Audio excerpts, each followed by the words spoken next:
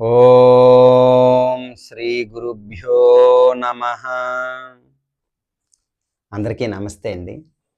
శ్రీమద్ భగవద్గీత 8వ అధ్యాయం అక్షర బ్రహ్మయోగం నుంచి మొదటి శ్లోకం, ఆ శ్లోకం యొక్క అర్థం తెలుసుకుందాం. ఓం శ్రీ పరమాత్మనే నమః.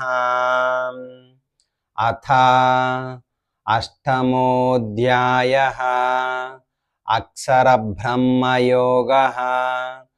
అర్జున ఉవాచ కిం తద్బ్రహ్మ కిమధ్యాత్మం కిం కర్మ పురుషోత్తమ అధిభూతం చ కిం ప్రోక్తం అధిదైవం కిముచ్యతే. ఇప్పుడు ఈ శ్లోకం యొక్క అర్థం తెలుసుకుందాం.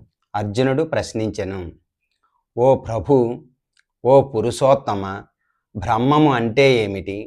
ఆత్మ అంటే ఏమిటి? కామ్యకర్మలంటే ఏవి? ఈ భౌతిక సృష్టి ఏమిటి? దేవతలంటే ఎవరు?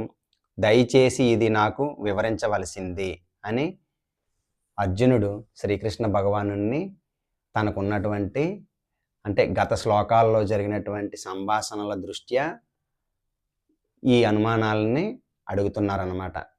శ్రీకృష్ణ భగవానుడు రేపటి శ్లోకాలలో అవి వివరిస్తారన్నమాట. ఒక్కొక్క దానికి ఒక్కొక్క వివరణ ఇస్తారన్నమాట.